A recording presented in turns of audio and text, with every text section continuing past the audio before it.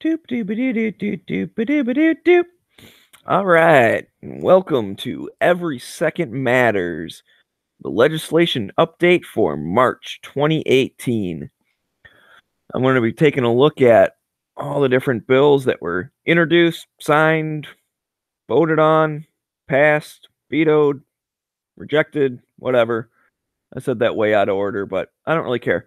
So, over the past month, a lot of stuff has happened.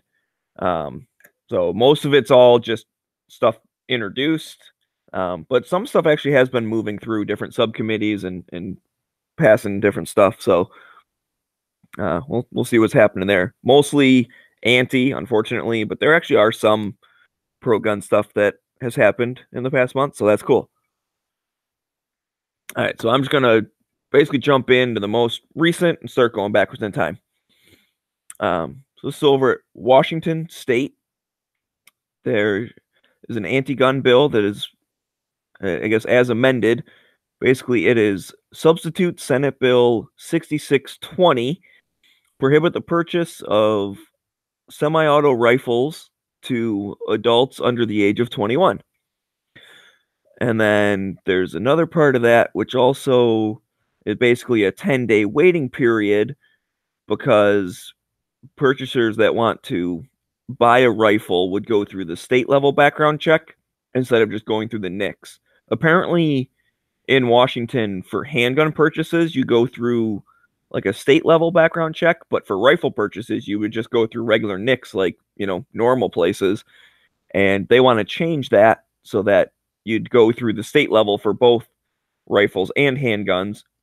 And they also want to get rid of people, adults under the age of 21 being able to buy semi-automatic rifles. So that's a bummer. That was just, it hasn't gone anywhere yet. So we'll just keep an eye on that, and hopefully it doesn't pass. So, all right. In Wyoming, the Senate successfully amends pro-gun legislation. So that's pretty cool. Let's see. This is Senate File 71 and House Bill 168. I guess it's like that's the combined thing. Law-abiding citizens would have no duty to retreat from any place where the person is lawfully present before using force to defend themselves. So basically, it's just like a stand your ground law kind of thing. Basically, so it passed the House, and now it's headed to the Senate. So I guess if you're out there in Wyoming, contact your people and say, hey, pass this thing. I don't know what your self-defense laws look like now, but this looks like an improvement to them. So that's a bit of good news. Hooray! Oh boy, Illinois is next. So basically, these are a couple of bills that would hurt local gun stores. Senate Bill 1657. That passed the House, and House Bill 1273 passed the Senate. So now it's going on to it's going on to the governor, I guess, right? Yeah, going on to the governor. So hopefully he will veto both those bills. Let's see. I'm trying to figure out what they are exactly. So it's a gun dealer licensing scheme within the state. So that's, probably more money, more regulation, more whatever. And you would have to, if you already have an FFL, like the federal government's already, you already stuff you have to do. This would then, you'd have to go above and beyond and make the state happy and follow all of their stuff.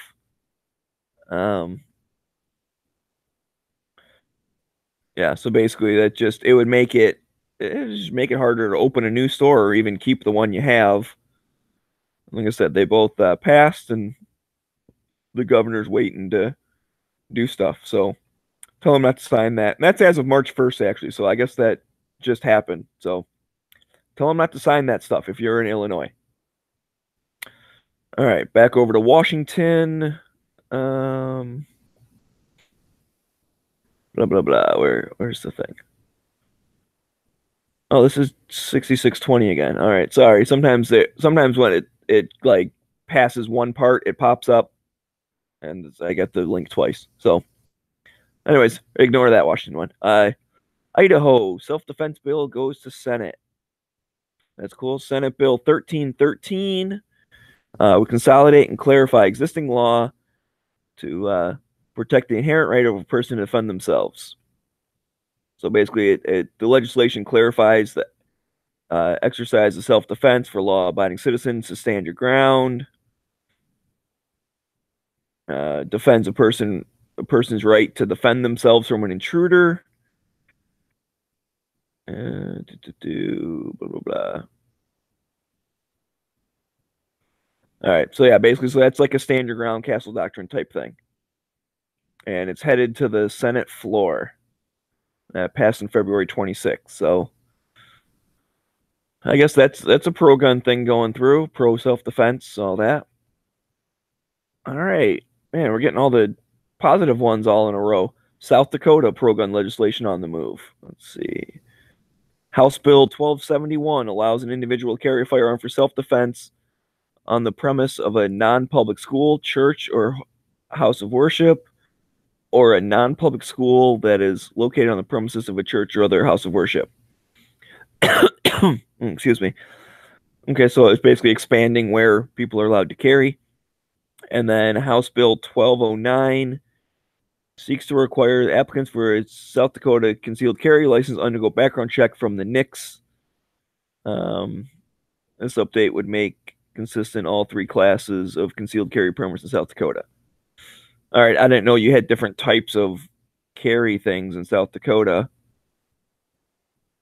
But basically, there's support the bills. I don't know about the NICS thing. This is saying support the thing about NICS. Maybe it was worse. Like maybe it was worse before. And now they're just going like, nah, just do a less. Just do the NICS. Like that's normal. It takes less time or whatever.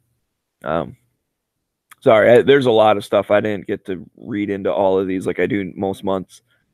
So I'm a little more disorganized this month.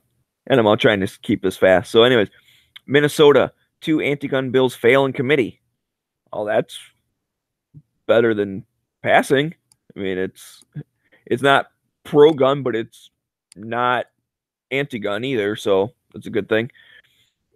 Basically, what were they going to do? So House Files 1669 would ban most non-commercial firearm transfers, including loans between friends, without first having to go through a background check. Okay, so that was like getting rid of individual private transfers, and that failed in committee. And then House File 1605 would create a gun violence protection order. We've heard that term a lot, where basically a family or household member can call the cops, and they come take your guns first, and then maybe you can get some due process later and prove that you're not a threat, which I've always wondered that it's kind of hard to like prove a negative. You got to try and prove your intent or whatever, but it's good. Those both failed. So, okay, move on. Let's see, Oklahoma committee passes permitless carry to the House floor. So House Bill 2951 recognized the right of Oklahomians to carry a firearm for self-defense without having to get government permission to do so. Awesome. So constitutional carry is headed to the floor in Oklahoma. Man, I'm still on March 1st. I'm going backwards in time. They must have all just came back from break or something in this month. There's a bunch of stuff. Wait, I already had this one. The Washington banning long guns for people under 21.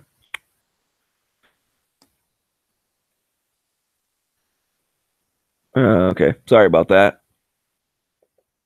Man, Washington always trying to hog the spotlight. You're not the only state around. All right, Pennsylvania, semi-auto ban legislation to be introduced. Yippee. Does it have a number yet? Maybe it hasn't been introduced officially yet, so it doesn't have a number.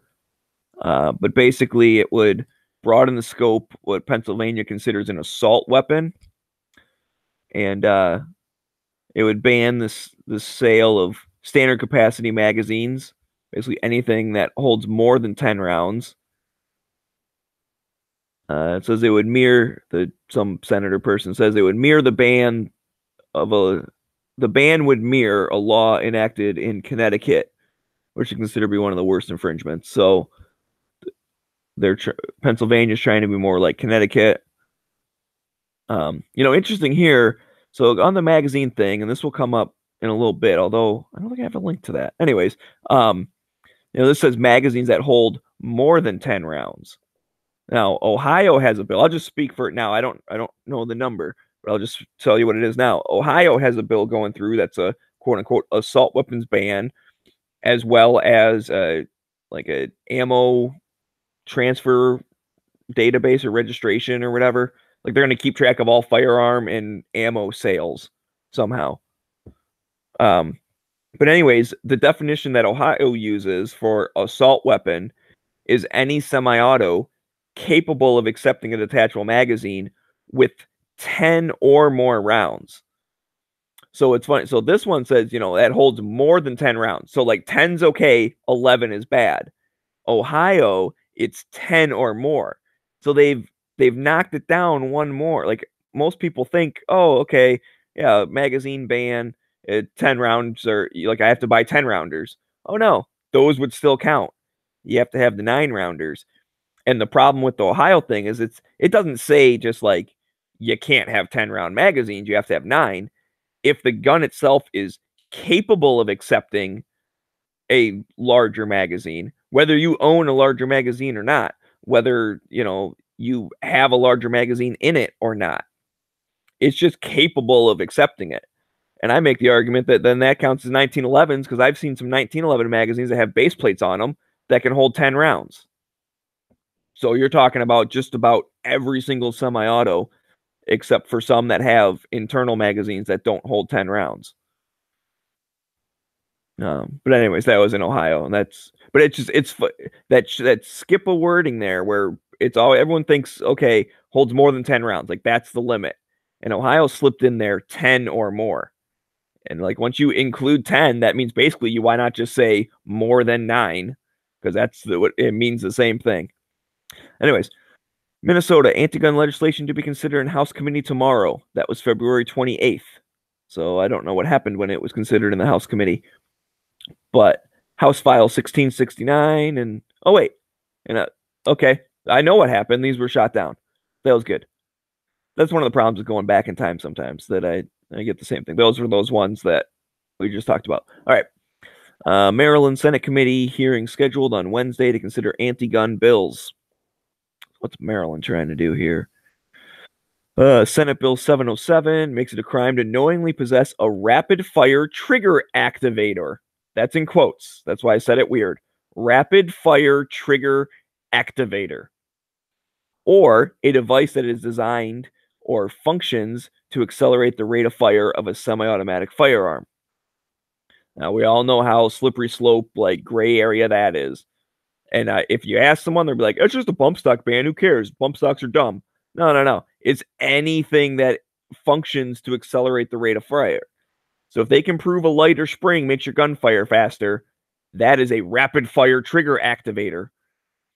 And then the other one, Senate Bill 860, would ban the loaning of firearms between individuals by defining it as a transfer and requiring it to go through a background check. So your buddy says, hey man, can I borrow your hunting rifle? Not anymore, not unless I transfer it to you and we go through the background check. So that's as of February 28th. So hopefully you call your people and tell them to oppose that if you're in Maryland. All right, here we go. Hawaii, trigger modification ban and firearm surrender bill. So what do we have here? Senate Bill 2046. Make it a crime to own, manufacture, possess, sell, barter, trade, gift, transfer, or acquire a firearm accessory or any other device, part or combination of parts that is designed to or functions to accelerate the rate of fire of a semi-automatic firearm. Just heard what that was. Craziness. Senate Bill 2436. Drastically shorten the time period a prohibited person, whether temporarily or permanently prohibited, has to comply with the current requirements to surrender their firearms from 30 days to 24 hours. So if for some reason you become a temporary or permanently prohibited person, I don't know if Hawaii has one of those gun order protection BS things, but if they do, like maybe if you're subject to that, you used to have 30 days to surrender your firearms. Now you have 24 hours. So I guess they call you up, be like, hey, give me all your stuff. And you have to drop everything and do it, because if you don't do it within 24 hours, I'm sure you get in way more trouble. So that's not good. Both those are not good. So Hawaii, get off the beach and call your people. I know it's beautiful out there, but you got a fight on your hands. Massachusetts, possible vote on extreme risk protection order bill. Oh, yeah. So House Bill 3081 from last year. Oh, similar to House Bill 3081 from last year. Sorry. You can ignore that number. So the new one is House Bill 3610, would allow people to take away your rights because they're like, you don't get due process. I'm just taking away all your stuff. We don't have to keep explaining these things that we all know what they mean. All right. New Jersey, gun control fast-tracked for Wednesday's hearing. So that was February 24th, so I guess the hearing probably already happened.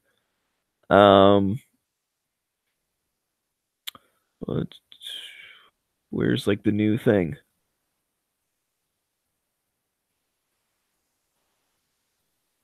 It doesn't say what the new... Oh, here they are. Sorry about that. The following bills are scheduled to be considered. A 2761, magazine ban, reduces magazine capacity of ammunition magazines to 10 rounds.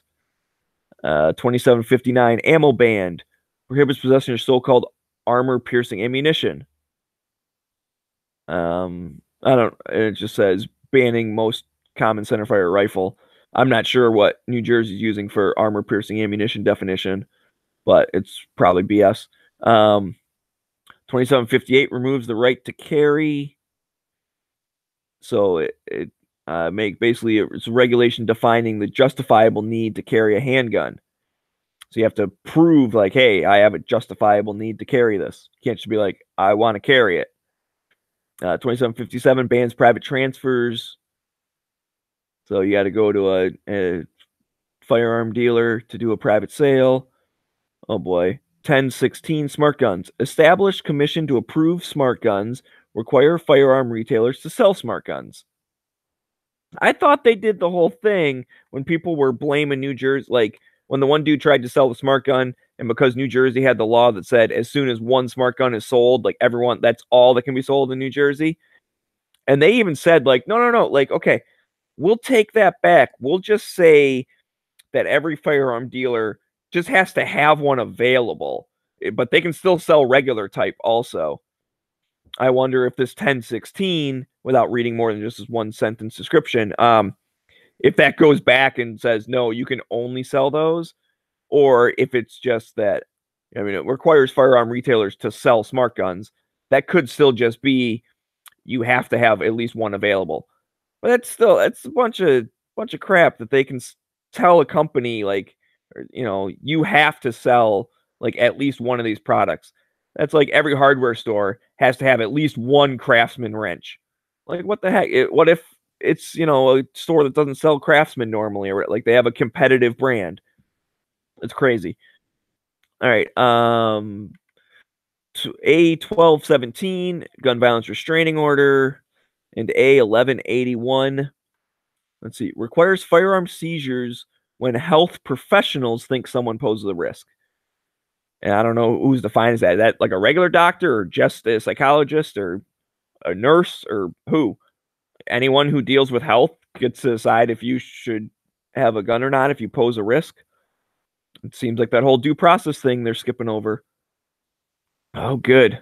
A good news article. Carry bill passes Senate Judiciary Committee in Indiana.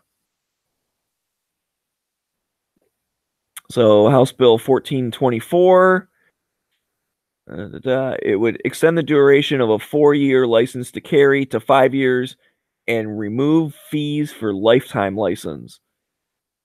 Oh, that's cool. You can get a lifetime license. I mean, hey, it's a step in the right direction.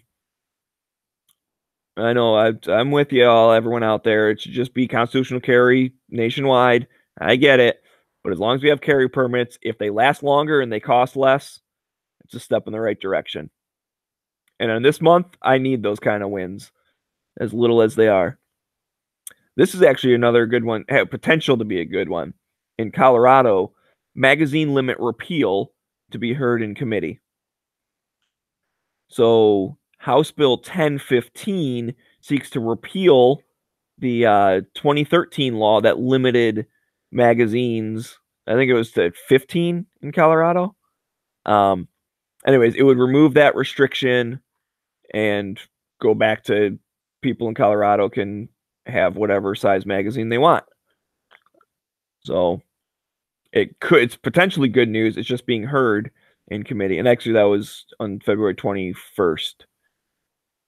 I hate when there's not follow-up stuff. I'm sorry, I'm not doing the best research. I normally open all these up and see if anything's changed since this, but there's just so much stuff this month.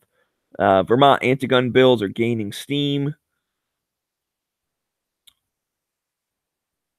Let's see.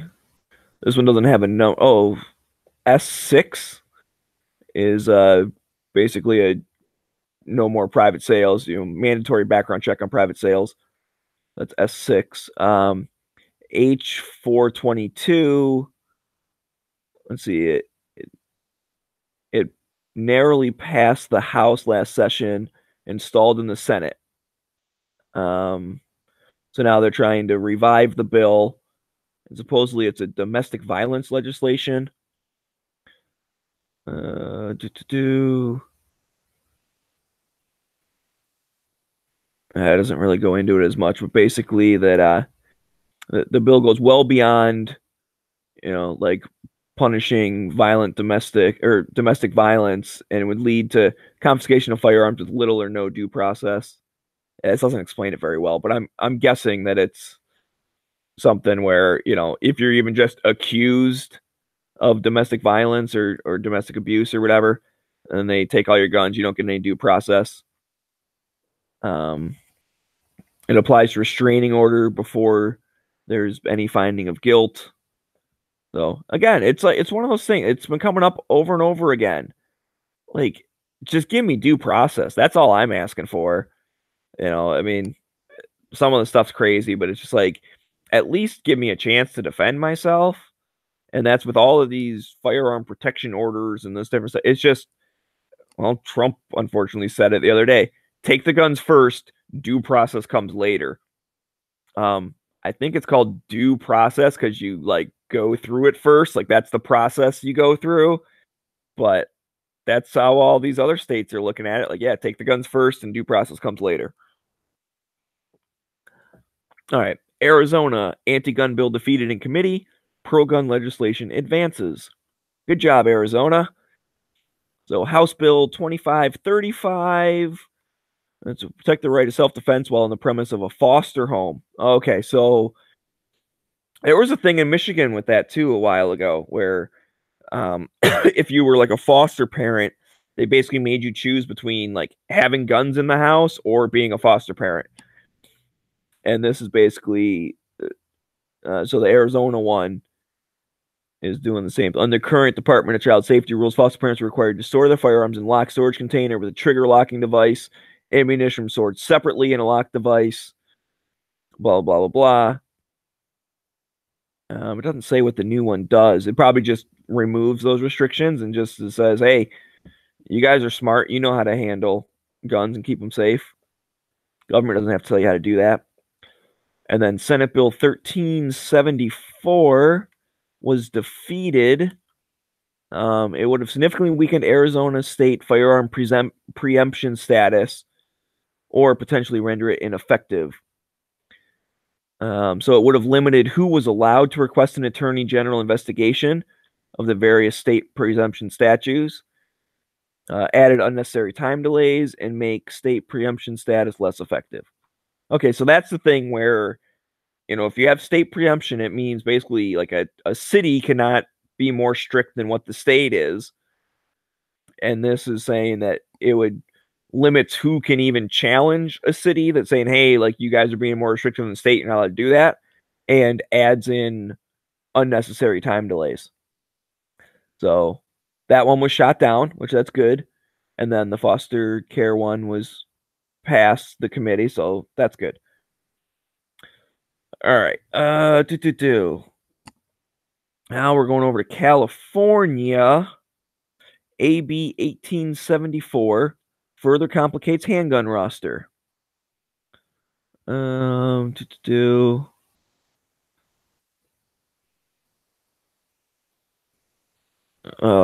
okay. So this is just, yeah, this one doesn't explain it as good, but I trust these guys. So I'm on the Firearm Policy Coalition now, and I went over to their Take Action section, and you can filter it by state or federal or whatever, or just look at all of them. And basically, they're saying they oppose this bill, and it complicates the handgun register, like the handgun roster. I'm not sure how.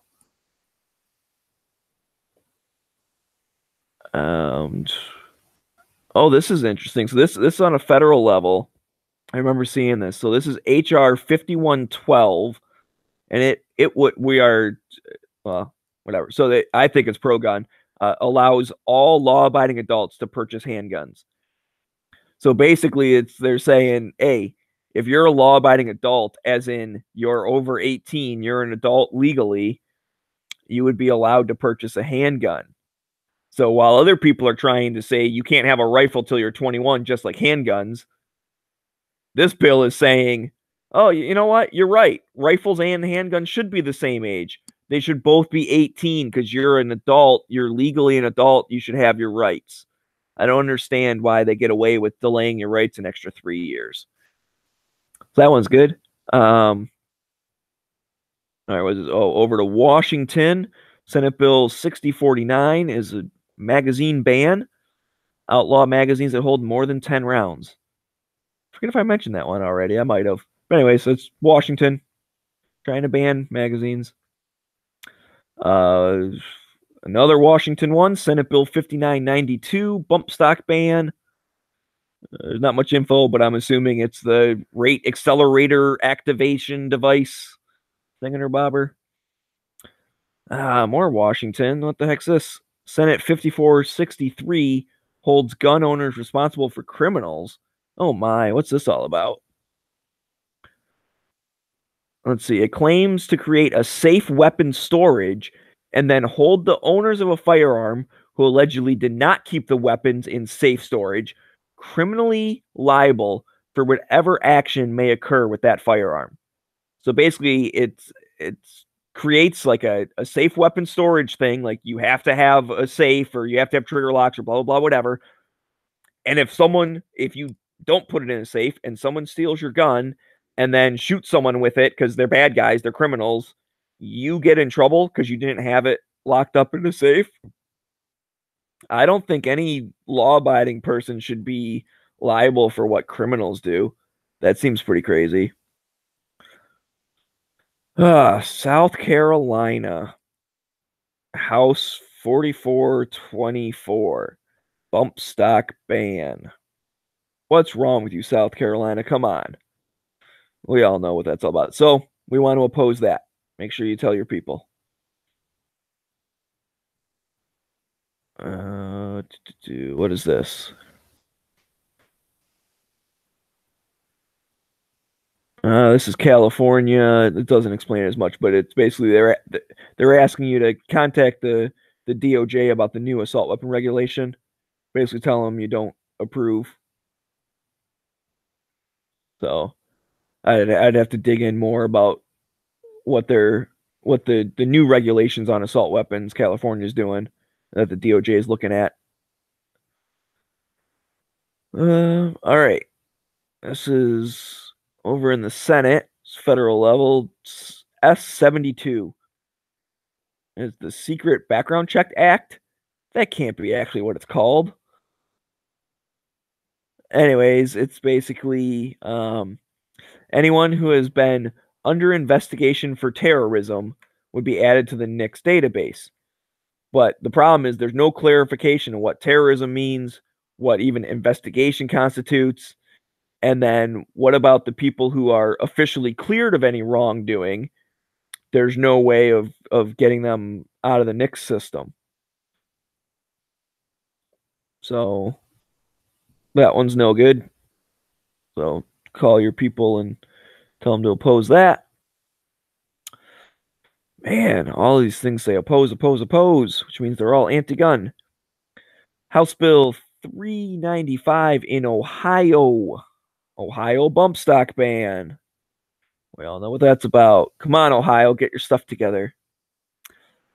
Federal level, Senate 1945, magazine ban. It is similar to HR 4052, outlaw magazines that hold more than 10 rounds. That would be at the federal level, so that's no good. Senate Bill 2095. Senator Dianne Feinstein's assault weapons ban. Oh boy, we all know what that's all about. Let's see if it's changed from the 94 one. So like I said, like the Ohio one, they change the definition of assault weapon. And for people who just read the title, if they're like assault weapon ban, yeah, we don't need ARs. And then next thing you know, their Marlin 22 semi-auto is getting taken away because the magazine tube holds more than 10 rounds. And they're like, wait a minute, I thought you were just going to take away the ARs, the scary looking guns. Oh no, read the definition. It's any semi-auto with more than 10 rounds or whatever. Let's see. This legislation bans semi-autos with a threaded barrel, pistol grip, telescoping stock, any semi-auto with a barrel shroud. Every AR and AK, including 22s, they're banned in the bill by name. So, all right, it's not as bad as the Ohio one, but still, we don't like that. That's a bad one. Illinois, Senate Bill 2247, bump stock ban. Dumb. All right, I'm almost done with these things. Especially these ones seem all the same. So, Tennessee, Senate Bill 1472, bump stock ban. New York, Senate 6902, bump stock ban. I have to admit, I may be back in time into January a bit because this website doesn't have dates. But either way, just keep in mind these things do all exist. Hopefully, maybe they've been shot down by now, but look them up. And if they've been shot down, cool. And if they haven't, send a letter, send an email, call them, whatever. Massachusetts, Senate 2179, bump stock ban. Washington, House Bill 1387, enhanced background checks. This bill would create a registry for so-called assault weapons and their owners, requiring extended wait times and defining assault weapon as many commonly used and purchased semi-auto firearms. So they're making like another special class, like, ooh, assault weapon. Like, we already have a waiting period, but these ones are even more waiting. So that's dumb. Pennsylvania, House Bill 1872, accelerated trigger activator. It is an activator. Yeah, so that's no good. We know how that goes, basically. At least they didn't call it a bump stock ban. They called it an accelerated trigger activator. And finally, we're ending in Florida. I feel like I'm missing some, but this is too long as it is. So sorry. Keep looking for more stuff yourself. Over in Florida, Senate Bill 456, bump stock ban. So a whole bunch of not good ones at the end there. Sorry to end on such a low note. But, it is what it is. A lot of stuff's getting introduced. It's one of those things they have a tendency to say, oh, it'll never pass. Don't worry about it, whatever. They introduce that every year. It never goes anywhere. I understand that sentiment. I mean, it's hard to be cranked up to 11 at all times, but we do have to keep fighting. And so even if you don't think there's even a chance anything's going to pass, it takes 2 seconds to send them an email. Just remind them that, hey, We're out here, we're watching what you're doing, and we don't like it. Just keep that in the back of their mind, because this was talked about someplace else. I forget where, but we were talking about how politicians sometimes they just do whatever they think the majority of people in the room want. They don't really care one way or the other. Well, if that's the case, I mean, I would hope they'd have better principles and morals than that. But if that's the case, then I want to be the loudest voice in the room. I want to be the most people in the room, so that if they are pandering to someone, they're pandering to gun owners. So we need to keep reminding them all the time, especially when it's stupid little stuff, because when it's the big, super controversial thing, they're expecting to get thousands of calls and, okay, coming from both sides and whatever, because those are the ones that the anti-gunners will actually, get their people activated and pay people to call and email and do all their stuff. That's when they really do like a campaign or a big push. But when it's something small and something little, Moms Demand Action are not calling, supporting this stupid little registration that's like, it extended the waiting period by 2 days. Like, it's kind of anti-gun, kind of not. But if we come out in droves for something as trivial and stupid as that, then they know we are not to be messed with. And they will it's like the bully. You get pushed every day, pushed every day, pushed every day until you push the guy back. I'm not condoning fighting in schools or anything, but sometimes you got to let the guy know, you're not picking on me, dude. I'm fighting back. I'm standing up for myself. And guess what happens? Moves on to the next person. So if political people are just looking for an easy win and they're sick of fighting the gun groups because we're strong and we're like an actual grassroots organization, we're just a bunch of people with our own opinions. And if we can come together and agree on stuff and have a coordinated effort, that's awesome. But still, just be your own person. And if you don't like something, tell them you don't like it. They work for you. You voted for them, or maybe you voted for the other person and you're upset that they didn't win. Doesn't matter. They're in that office. They work for you. Tell them what to do. And if enough of us do that, when stuff comes up, they'll be like, oh man, I don't want this fight. I'm going to go do this thing with taxes. I'm going to go do this thing with imports. I'm going to go do this thing about lemonade stands. They'll just leave us alone and they'll go get support for other things. So anyways, sorry for the little preaching at the end there, and sorry for this being a day late, but I'm wrapping it up now. Oh, I do want to make a plug before I do that. So the kind of stuff I mentioned, I found them from a few different websites. Like I said, Firearm Policy Coalition is awesome for their take action thing. It's one of those simple form letter emails. I mean, if you at least do that, run through their take action list every once in a while and just click the take action button every time. Oh, that's my state, click. Oh, that's federal level, click. Oh, that's my state, click. I personally like to send a little more personalized letters. I might copy and paste from some of the form letters, but then I add my own stuff to it. But if you're being super extremely lazy and you just click the button and send the form letter, that's still another checkbox for, hey, the gun people are out there. So anyways, to get to the plug, because this is on Every Second Matters, there is a website, everysecondmatters.com. There's a link in the description. There is a place in there for the state level action. There's also a similar to like a forum kind of thing for federal level. But especially state level, anyone can add stuff that's going on in their state or in anyone else's state. And that can also be a good resource to keep up on what's going on. It doesn't have to be just on the second. I like to do it just so at least once a month I'm doing something. But anytime you hear about something going to committee, put it in there. Send people over there. Be like, hey, did you see what's going on over in Idaho? Did you see what's up with Washington? And I would like to have that whole area be completely filled with all the stuff I missed, because I know, like I said, I thought I had the Ohio one in here, and I didn't even have that in there. Luckily, I know of that off the top of my head. But anyways, like just any of that stuff, put it in there so the information gets out there. It's a great website, and poke around there, check it out. But I'm going to end this now, and thanks everyone for listening. And shall not be infringed.